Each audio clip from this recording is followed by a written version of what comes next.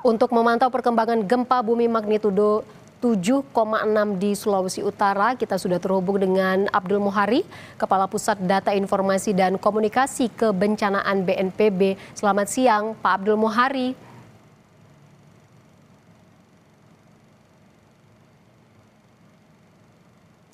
Saudara, kita masih menunggu sambungan komunikasi kami dengan Bapak Abdul Muhari selaku Kepala Pusat Data Informasi dan Komunikasi Kebencanaan BNPB terkait bagaimana kondisi terkini gempa yang terjadi di sana saat ini, di mana Badan Meteorologi, Klimatologi dan Geofisika BMKG sudah mencabut peringatan dini potensi tsunami imbas gempa dengan magnitudo 7,6 yang berpusat di Laut Maluku.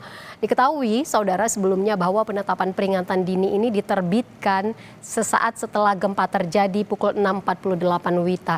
Kita sudah terhubung dengan Abdul Muhari, Kepala Pusat Data Informasi dan Komunikasi Kebencanaan BNPB. Selamat siang, Pak Abdul Muhari. Selamat siang, Mbak. Pak Abdul, boleh Anda jelaskan saat ini bagaimana dengan update terkini korban gempa hingga siang hari ini? Adakah korban jiwa dan bagaimana dengan korban terluka? Ya, hingga siang ini kebetulan kami sudah baru saja selesai melaksanakan rapat koordinasi operasi tanggap darurat di Provinsi Sulawesi Utara dan Maluku Utara terkait dengan respon kita sepasca bencana gempa magnitudo 7,6 di Kepulauan Mayau, Maluku Utara dari pagi. Kami sudah menerima juga laporan dari Gubernur, kemudian Bupati Wali Kota, BPBD. Alhamdulillah hingga siang ini korban jiwa tidak bertambah dari tadi pagi. Tercatat 1 jiwa meninggal dunia akibat tertimpa runtuhan gedung KONI di Kota Manado. Di tempat lain yang semula diperkirakan oleh BMKG mengalami tingkat guncangan skala MMI. Skala MMI ini adalah skala tingkat guncangan di permukaan. Itu yang cukup tinggi ada di Pulau Batang 2 di Kepulauan Riau dekat epicenter dan di Minahasa Utara. Untuk di Pulau Batang 2 kami sudah menerima laporan dari personil TNI di lapangan. Itu ada sekitar 19 rumah yang dinyatakan rusak, tetapi tidak ada laporan korban jiwa. Untuk Minahasa Utara ada sekitar 10 rumah yang saat ini sudah didata mengalami kerusakan dan ada 1 korban luka ringan. Baik.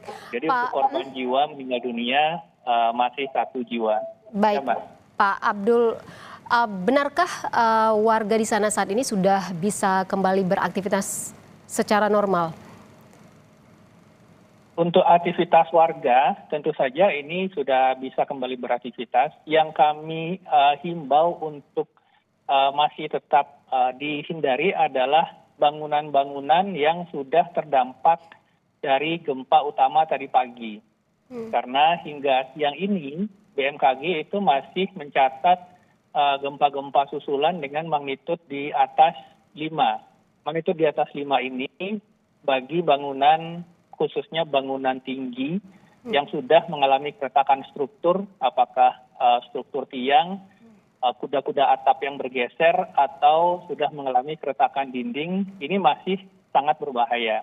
Sehingga tadi kami sudah sampaikan kepada pemerintah daerah, Bupati, Wali Kota, dan Rem dan Dim di lapangan bahwa diharapkan untuk gedung-gedung fasum, fasos, perkantoran, rumah ibadah, kami mencatat setidaknya ada 8 gereja yang rusak dari kedua provinsi. Ini tidak digunakan sementara, karena kita perlu memastikan nanti dari Dinas Perkim atau Pekerjaan Umum, kita juga akan berkoordinasi untuk memastikan fasum, fasos, rumah ibadah, fasket, dan fasdik, sekolah-sekolah itu harus kita pastikan terlebih dahulu sebelum digunakan kembali. Khususnya di 3 aspek ini, rumah ibadah, fasilitas pendidikan, sekolah-sekolah, tadi kami sudah himbau untuk diliburkan dulu 1-2 hari ini untuk memastikan gedung sekolah mereka itu benar-benar aman atau tidak mengalami rusak struktur. Dan Paskes, tadi disampaikan oleh Danrem di Minahasa juga ada rumah sakit yang mengevakuasi sementara pasiennya saat ini dan kita meminta untuk Dinas Perkim setempat memeriksa kondisi kelaikan struktur Paskes tersebut sebelum digunakan kembali. Baik, terima kasih banyak Pak Abdul Muhari, Kepala Pusat Data Informasi dan Komunikasi Kebencanaan BNPB sudah bergabung bersama kami di Jurnal Merah Putih Kompas TV. Terima kasih atas penjelasannya. Selamat siang Pak Abdul. Selamat siang Mbak.